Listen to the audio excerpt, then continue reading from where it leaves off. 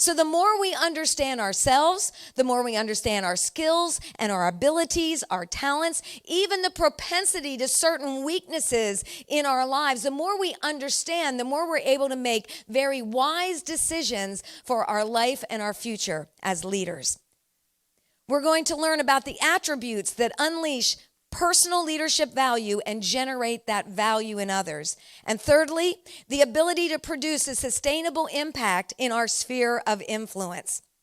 So let's talk about the heart of a leader. The heart of a leader is not about position. It's not about your job title.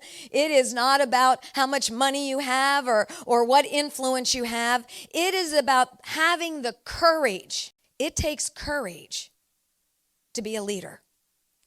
It takes courage to say, I am here to make a difference. I am here to impact lives. It takes courage to say, what is my contribution to the world? What is my role? What is my place in the world? And literally walk that out. The heart to validate and empower established leaders, emerging leaders, not just the people, but their ability to produce. But it's also to validate the systems by bringing truth to a culture. So what is a culture? A culture is a reproducible system of beliefs that shape actions. What is or is not acceptable. So simply, a culture is saying, this is what we believe. Together in this group, we believe a unified goal that literally says, this is how we function. This is what is acceptable, what is not acceptable. So in the organizations I'm connected to, valuing one another is a part of our culture.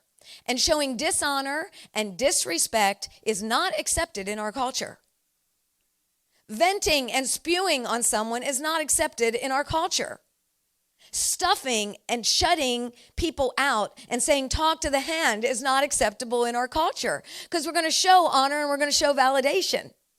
So you develop based upon what you believe is the way to act and respond and how I can best function in a culture. The heart of leadership is the heart to use our influence. And influence literally comes from who you are. You will influence based upon your identity and your purpose. The uniqueness of who you are as a person. That's your influence.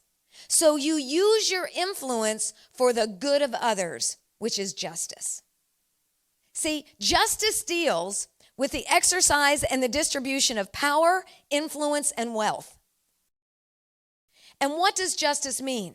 It means to defend. Do you realize every time you defend somebody, you're doing justice? It means to bring honor. When you truly honor a person, you are doing justice. Either you're going to be a celebrator of people or you're going to tolerate them, and they're going to be able to tell the difference.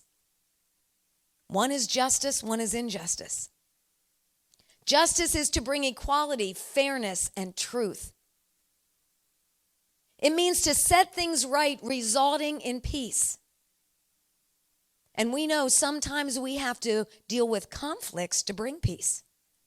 Sometimes we need a confrontation to bring peace. Sometimes we need a meeting to get together. Let's talk about this so that we can bring peace back to a situation. That's doing justice. Simply, justice means to do what is right. Really, justice is not a difficult thing.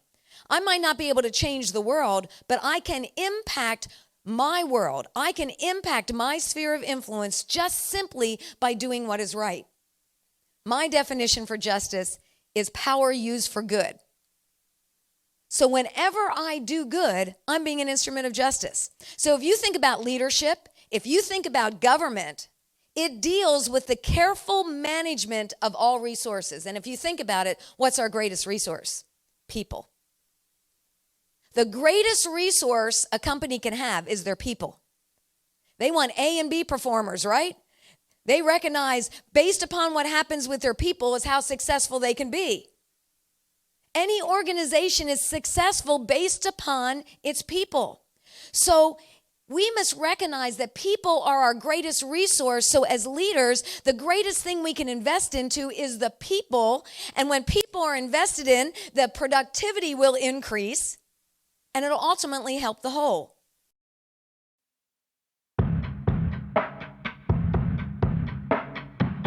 I want to thank you for listening and encourage you to become a part of the Stop Devaluation movement.